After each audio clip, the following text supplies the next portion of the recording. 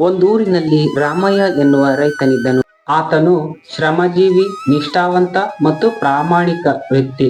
ವರ್ಷದಿಂದ ವರ್ಷಕ್ಕೆ ತನ್ನ ಹೊಲದಲ್ಲಿ ಶ್ರಮಿಸುತ್ತಿದ್ದನು. ರಾಮಯ್ಯ ಕೆಲವೊಮ್ಮೆ ಮಳೆ ಬರದೇ ಇದ್ದಾಗ ಶೆಟ್ಟಿಯವರಿಂದ ಸಾಲ ತೆಗೆದುಕೊಳ್ಳುತ್ತಿದ್ದನು.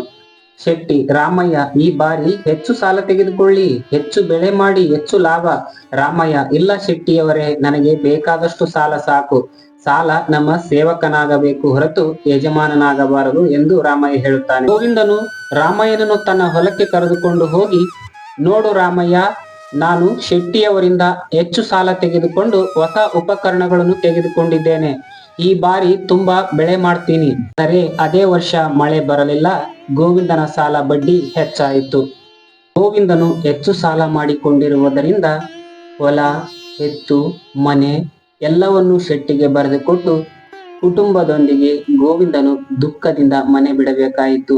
ಸಾಲ ನಮ್ಮಿಂದ ತೀರಿಸಿಕೊಳ್ಳುವಷ್ಟು, ಅರಗಿಸಿಕೊಳ್ಳುವಷ್ಟು ಮಾತ್ರ ಮಾಡಬೇಕು. ಇಲ್ಲದಿದ್ದರೆ ಇದೇ ದುಃಖದ ಕಾರಣ ಮುಂದೆ ಎದುರಿಸಬೇಕಾಗುತ್ತದೆ. ರಾಮಯ್ಯ ಸಾಲವನ್ನು ಅರಗಿಸಿಕೊಳ್ಳುವಷ್ಟು ಮಾತ್ರ ತೆಗೆದುಕೊಂಡು ಹೊಲದಲ್ಲಿ ಶ್ರಮಪಟ್ಟು ದುಡಿದು ಬೆಳೆ ಬೆಳೆದ.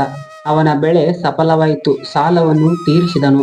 ಶೆಟ್ಟಿ, ನಿನ್ನಂಥವರು ಸಾಲ ತೆಗೆದುಕೊಳ್ಳುವವರು ಅಲ್ಲ ರಾಮಯ್ಯ, ಸಾಲವನ್ನು ಸರಿಯಾಗಿ ಬಳಸಿಕೊಳ್ಳುವವರು. ರಾಮಯ್ಯನು ತನ್ನ ಗೆಳೆಯನಾದ ಗೋವಿಂದನಿಗೆ ಸಾಲದ ನೀತಿ ಸಂದೇಶ ಹೇಳುತ್ತಾನೆ.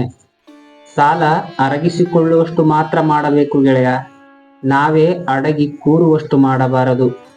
ಶ್ರಮ ಮತ್ತು ಸಮಯ ಯಶಸ್ವಿನ ಮಂತ್ರ. ನಾವು ಸಾಲವನ್ನು ಮಿತಿಯಲ್ಲಿ ಮಾಡಬೇಕು. ಅಂದಾಗ ಜೀವನ ಸುಖಕರವಾಗಿ ಸಾಗುತ್ತದೆ. ಇಲ್ಲ ಅಂದರೆ ನಿನ್ನ ರೀತಿ ಮನೆ ಬಿಟ್ಟು ಬರಬೇಕಾಗುತ್ತದೆ ಗೆಳೆಯ. ಎಚ್ಚರ.